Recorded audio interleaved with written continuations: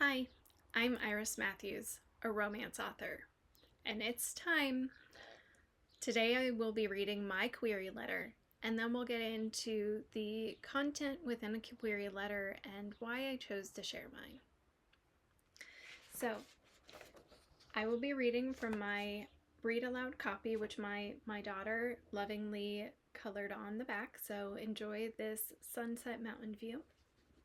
If you see me hold my hand out like this, that is a section that should be personalized for every single agent. And sometimes that means there's a blank to be filled in on my copy. So let's dive in. Hello, agent. I hope this letter finds you well, even as the publishing business keeps you busy. Because of your fondness and interest in, I'm writing to you seeking representation. My debut historical romance novel, Chastity and the Baron, is an adult dual POV story set in 1785, complete at 76,000 words.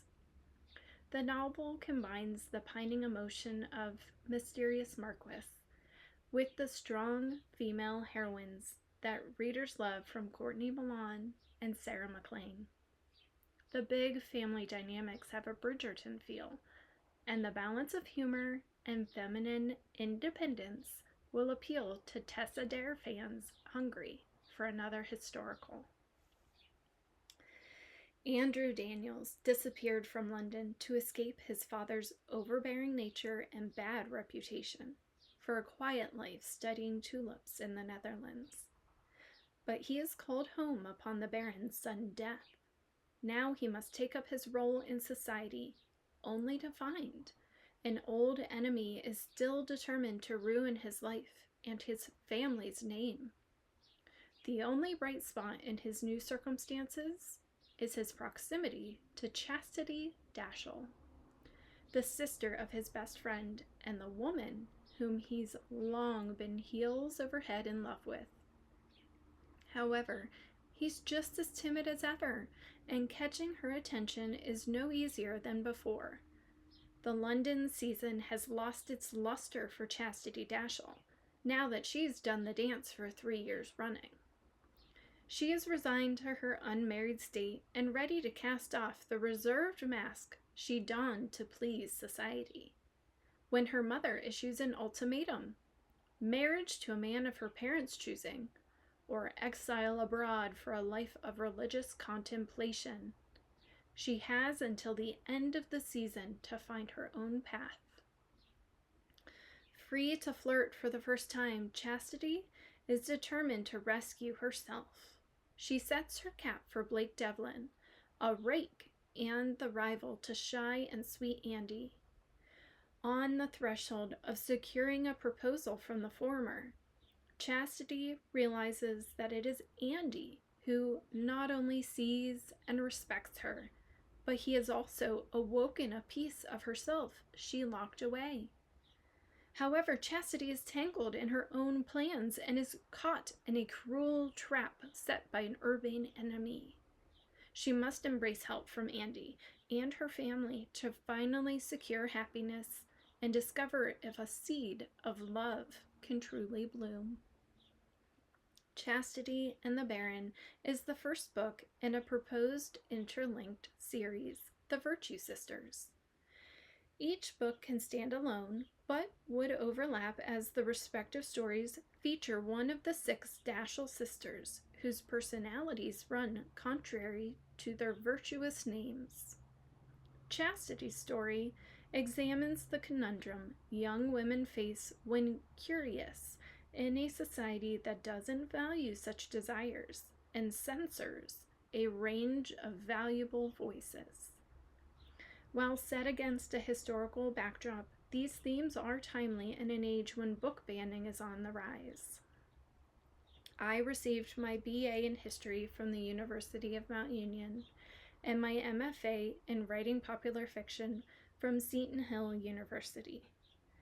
My publishing credits include 2 contemporary romantic short stories, Pocket Parchment and Autumn Magic, and love on the lakefront. Included, you will find pages of my completed manuscript as your submission guidelines. Included, you will find pages of my completed manuscript as per your submission guidelines. Upon request, I will be pleased to provide more pages along with the synopsis and the interlinked series proposal for the other books planned in the Virtue Sisters series. Thank you for reviewing my materials. Iris Matthews, she, her. And thank you for listening to me as I read my query letter. Now let's talk about the contents. Every query letter is just like a normal letter you learned how to write in school and hopefully occasionally write to a grandparent or loved one. It opens with a greeting, and you should always include the agent's name, the person who you are particularly interested in representing you. You should also call out why you are interested in that particular agent, what it makes them a good fit for you and your work, and why would you complement their career. Next up, you should describe your genre and subgenre and name your book, either in all caps or in italics. Call out whether it is single point of view, dual point of view, multi-point of view. If you're writing a historical, when and where is it set? You should name very explicitly how many words, rounding up, are in your project. The publishing industry bases their expectations on word count instead of page length because of different formatting, paragraph breaks, white space. It's very hard to know what the actual length of a novel will be, and word count helps them quite a bit. So really understand what the expectations are for your particular genre and subgenre as far as word count to know if you're within the right range. Then talk about your comp novels. Where does your novel fit in the industry? The more contemporary, more recently published books that you can comp to, the better, because it gives them a really good expectation of how well your book will perform in the market right now. Then you should spend a paragraph to two giving a brief overview of what happens in the first 50 pages or the first front act and a half of your novel, naming your protagonists, listing out what their goals, their motivations, their conflicts are, what are at stake, is there a ticking clock? Make it as cinematic as possible. Think of a movie trailer. If your book is part of a series, go ahead and say that in the next section or talk about where it will fit in the market in a little more detail. Then you're going to list your bio. What are your credentials? Even if you have not studied writing, if you've never written fiction before, if you have nothing published, you can talk about expertise. If I had a really green thumb, this is where I would talk about how I am such a marvelous gardener. Finally, you're going to list all of the other materials that you are attaching and calling out their particular submission guidelines and honoring those, making sure that you aren't sending 50 pages if they only wanted 10, that you aren't attaching the first 3 chapters if they only want the first.